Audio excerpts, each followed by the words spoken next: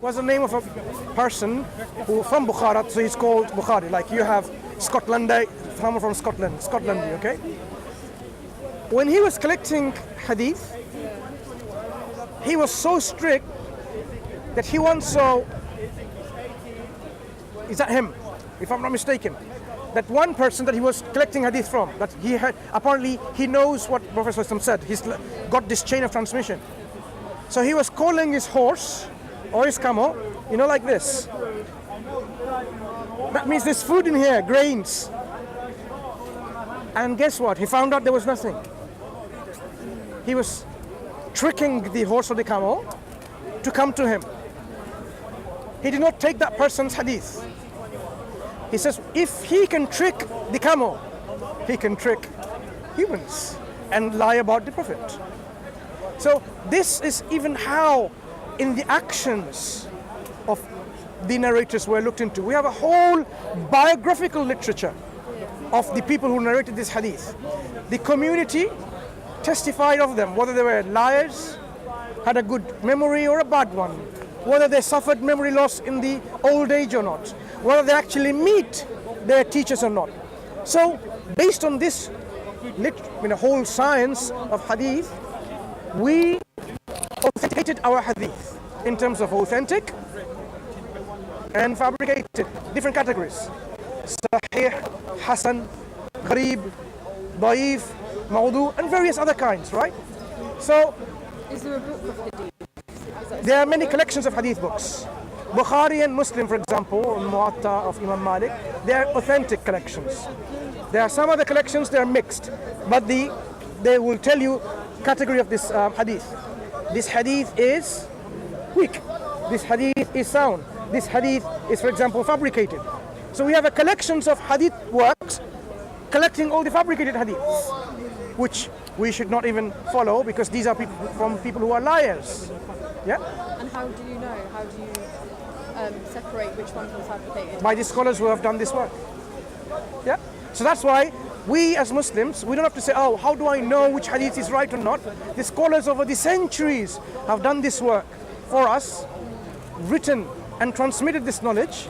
So it's easier for us to say, okay, this is the authentic collection of hadith, and these are not. So these people some people who don't believe in the hadith, obviously, they throw the baby with the bathwater. Would you throw the baby with the bathwater because the bathwater there's some dirt in it? Think about it. Of course you don't. So you as a person who is neutral, ask yourself, is it important for you, for me, you, to know about who I should really worship and how I should worship? Because you and I will die one day. That's a given fact. When you and I die, that's a one-way ticket. We won't come back again. We won't come back. If we have a purpose in life. If you are a person that, let's just say, you believe in God, but not necessarily a Muslim, what's your views on that? Where do you go from that? You have to think about this question quite broadly. If someone who has heard and understood the message of Islam, heard about Prophet Muhammad ﷺ, and knowingly rejected him, then they will not have salvation in hereafter. Even though they do believe that there is a God. Yeah. If they rejected him knowingly, yeah, because what the Quran and the Prophet brings is the final guidance from God with truth and evidence. If you know that's the truth and he rejected it, anyone who does that, then they will not be saved. But if someone doesn't know, it's a different scenario altogether. You cannot just say, oh, they're going to go to hell because they don't know.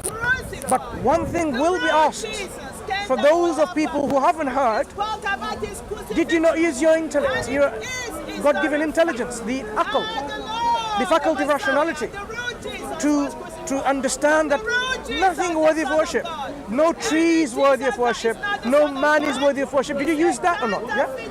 Because you have to go, so I'm just very natural summarizing it. It depends on the state of the people, now, then, earlier, whether they've heard of the Prophet and the message or not. You can't just simply say one answer for everyone. So it's a nuance and a balanced answer to this. So what I would say is, for you, ask yourself, when I die, am I ready to face up my God? Did I fulfill the purpose that I was created for? Did I follow what I was supposed to do? And where was it? What I was supposed to do? Is it what I thought was what God wanted, or God actually revealed it in His final revelation? Did I follow it or not? Okay. Thank you Thank so you. much. Take care. Thank you.